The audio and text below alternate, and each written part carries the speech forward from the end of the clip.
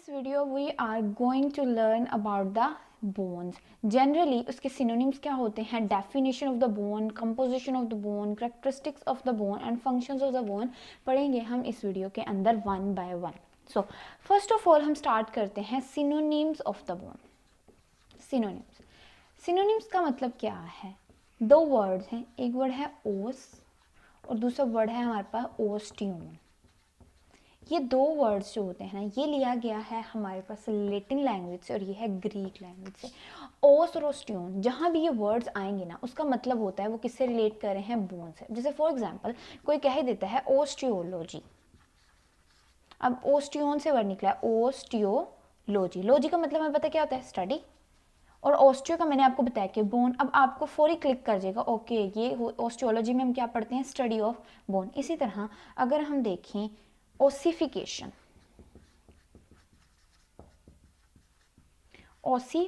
अब यहाँ पे जो वर्ड ओस है वो यहाँ से रियल है, तो फौरी क्लिक कर जाएगा कि ये कोई ना कोई बात किसकी हो रही है, बोन की हो रही है. ओस हो जाए या ओस्टियन, तो ये वर्ड्स ये जो होते हैं बोन के लिए इस्तेमाल किए जाते हैं, ये सिनोनिम्स होते हैं बोन के. मेनली मेडिकल टर्मिनोलॉजीज में यही ओस ओस्टियन यही वर्ड्स जो हैं वो यूज़ किए होते हैं. अब सेकेंड हमारे पास आ जाता है definition of the bone. Definition of the bone, bone की डेफिनेशन क्या होती है, बोन जो होती है ये इसकी डेफिनेशन जो प्रॉपर होती है, एक bone is a 1/3 connective tissue, it is impregnated with calcium salts which constitute the remaining 2/3 parts. Okay, अब सबसे पहले मैंने क्या वर्ड बोला है, बोन जो होता है वो क्या होता है, कनेक्टिव टिश्यू होता है. ऐसे बोला मैंने, कनेक्टिव टिश्यू. तो इसका क्या मतलब है, बोन कनेक्टिव टिश्यू है, क्या मतलब है. कनेक्टिव टिश्यू कहते हैं हम कोई भी ऐसा टिश्यू जो हमारी बॉडी के अंदर हमें सपोर्ट दे, हमें प्रोटेक्ट करे, ठीक हो गया, हमें मिनरल्स प्रोवाइड करे या जो भी, ये सब किसके काम होते हैं, कनेक्टिव टिश्यू के. और इसकी ना स्पेशल कंपोजिशन होती है कि अगर एक कनेक्टिव टिश्यू के अंदर क्या होना चाहिए, सेल्स होने चाहिए, दूसरे इसके अंदर फाइबर्स होने चाहिए. वो फाइबर्स किसी के भी हो सकते हैं, हमारी इलास्टिन के हो सकते हैं, कोलेजन के हो सकते हैं, ये प्रोटीन्स होती हैं हमारे पास, और सेल्स, फाइबर्स, और तीसरा इसके अंदर कोई ना कोई ग्राउंड सब्सटेंस होना चाहिए. ग्राउंड सब्सटेंस का मतलब क्या होता है, ग्राउंड सब्सटेंस, ग्राउंड क्या होती है, एक लैंड, एक ज़मीन. अगर जनरल हम आम लफ्ज़ों में देखें तो वो क्या करती होती है, हम अगर फॉर एग्जाम्पल घर बनाना है तो हमारा सबसे पहले तो ground floor, first floor, second floor. अगर ग्राउंड फ्लोर ही ना हो तो क्या हम फर्स्ट फ्लोर सेकंड फ्लोर खड़ा कर सकते हैं, नहीं कर सकते ना. तो अगर हमें सेल्स हैं या फाइबर्स वगैरह हैं, वो किसी ना किसी चीज़ में सस्पेंड हुए होते हैं ना, इम्बैड हुए होते हैं. वही चीज़ जिसके अंदर वो सस्पेंड होंगे, वो कोई फ्लूइड हो सकता है, कोई जेल लाइक मटेरियल हो सकता है, जिसके अंदर ये बाकी चीज़ें इम्बैडेड हुई होंगी, सस्पेंडेड हुई होंगी, वो हमारे पास क्या होता है, ग्राउंड सब्सटेंसेस. तो कोई भी टिश्यू जिसके अंदर ये तीन चीज़ें होती हैं उसको हम कनेक्टिव टिश्यू कह देते हैं. इसी तरह बोन के अंदर सेल्स भी होते हैं, फाइबर्स भी होते हैं, कोलेजन के, इलास्टिन के, ग्राउंड सब्सटेंस भी उसके अंदर होता है हमारे पास. तो ये तीन चीज़ें ही हमें बताती हैं कनेक्टिव टिश्यू. तो ये बोन के अंदर ये तीनों चीज़ें होती हैं, इसलिए हम कहते हैं कि बोन एक कनेक्टिव टिश्यू है. अब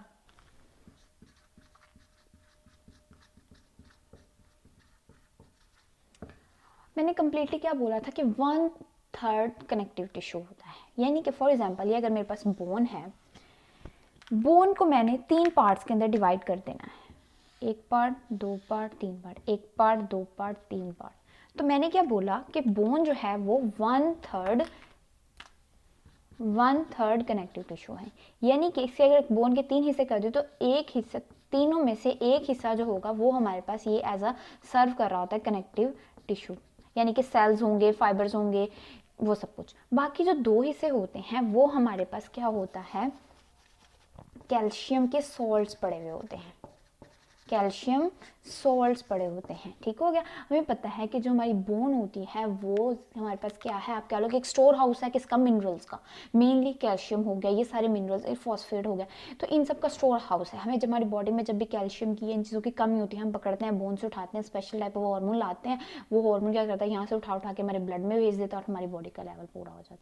तो वही बात वो कर रहे हैं कि हमारी बोन जो होती है वो एक कनेक्टिव टिश्यू के तौर पर भी काम करी थी, लेकिन ज़्यादातर हिस्सा, इनके 2 हिस्से जो होते हैं वो ज़्यादातर हमारे कैल्शियम सॉल्ट्स के साथ फिल हुए होते हैं, कि जो हमें बाद में स्टोर हाउस के तौर पे एक्ट कर रहे होते हैं इनऑर्गेनिक सॉल्ट्स वगैरह की. तो ये हो गई बात किसकी, हमारे पास डेफिनेशन, सिनोनिम्स भी कर लिए, डेफिनेशन भी कर लिए. अब नेक्स्ट जो हमारे पास आती है वो आती है हमारे पास composition. Composition of the bone. Composition जो है बोन की वो दो तरह से, ऑर्गेनिक और इनऑर्गेनिक। अब जो हमने बात की जैसे कोलेजन फाइबर्स वगैरह प्लस इलास्टिन फाइबर्स वगैरह, ये जो है ना ये हमारे बोन का ऑर्गेनिक पार्ट बना रहे हैं। दूसरी तरफ जो हमने बात की सॉल्ट्स की या मिनरल्स की जैसे कि कैल्शियम सॉल्ट्स वगैरह आ जाते हैं जिसमें हमारे पास, अब ये सॉल्ट कौन कौन से हो सकते हैं हमारे पास, स्पेशल जो होता है ना वो एक तो होता है मेनली कैल्शियम फॉस्फेट,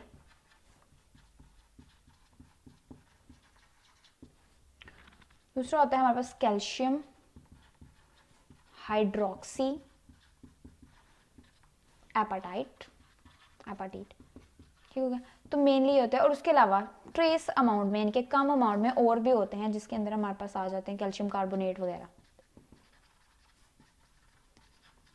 अगर हम इतने भी बता देना कि इनऑर्गेनिक कंपोजिशन बतानी हो तो हम उसमें लिख दें कि calcium phosphate, calcium hydroxyapatite ये मेनली होते हैं, कैल्शियम कार्बोनेट और कुछ और सॉल्ट्स भी होते हैं।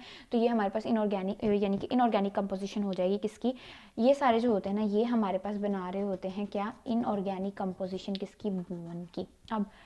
अब बोन हमारी जो है अगर हम उसके करेक्टरिस्टिक्स की बात करें ना जो हम आगे पढ़ेंगे कि बोन जो होती है हमारी, अगर हम थोड़ा सा भी देख लेते हैं कि हमारी बोन जो होती है ना वो क्या क्या होती है। हमारी बोन जो होती है ना वो काफ़ी टफ होती है, सही है।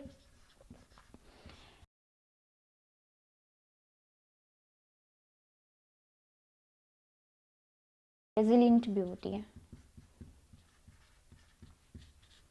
अब जो इसको टफ बनाता है ना, हमारी बोन को जो टफ बनाता है ना वो किस वजह से होती है कि ये हमारे जो मिनरल्स होते हैं ना इनकी प्रेजेंस की वजह से हमारी जो बोन होती है वो काफ़ी टफ या हार्ड होती है, ठीक हो गया। अब बाकी जो थोड़ी बहुत इलास्टिसिटी होती है, ये जो रेजिलियंसी होती है वो सारी होती है किसकी वजह से, हमारे कोलेजन के फाइबर्स होते हैं ये सारे इसको प्रोवाइड कर रहे होते हैं। क्योंकि आपने पढ़ लिया कि 2/3 क्या होता है, ज़्यादा पार्ट किसका होता है, मिनरल्स का ना, तो इसलिए हमारी बोन काफ़ी ज़्यादा हार्ड होती है और इसके अंदर इलास्टिसिटी ये सब चीज़ कम होती है। अगर सपोज कर लो कि हम क्या करें, एक बोन को लें अपनी और उसको एसिड के अंदर रख दें, किसके अंदर, एसिड के अंदर, तो उसके अंदर से जितने भी ये इनऑर्गेनिक है ना ये खत्म हो जाएंगे। जब ये खत्म हो गए तो बोन के अंदर से टफ पार्ट खत्म हो गया तो बचा क्या, इलास्टिक रेजिलियंस बच गई।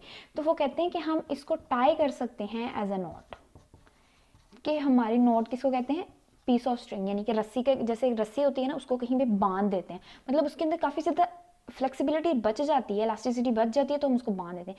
तो जब इनऑर्गेनिक मिनरल्स हम खत्म कर देंगे उसके अंदर से एसिड की मौजूदगी में तो तब हमारी बोन इतनी ज़्यादा बच जाएगी। और अगर दूसरी तरफ अभी अगर हम बोन को बर्न करें, जलाएं, तो बर्न करने से क्या होगा कि जितने भी कोलेजन फाइबर इलास्टिसिटी वगैरह होगी ना, कोलेजन वगैरह जो होगा ना वो उसमें से ख़त्म हो जाएगा। तो हमारी बोन जो होगी वो हार्ड रहेगी लेकिन छोटे छोटे टुकड़ों में टूट जाएगी, ठीक है, टूट जाएगी, ब्रेक हो जाएगी, इसमें छोटे छोटे टुकड़े में हार्ड रहेगी लेकिन उसके अंदर से उसको जोड़ के रखने वाली कैपेसिटी थी, जो एबिलिटी थी वो खत्म हो जाएगी। तो ये थी हमारे पास क्या, general composition of the bone. अब नेक्स्ट हमारे पास जो आती है वो आती है हमारे पास करेक्टरिस्टिक्स।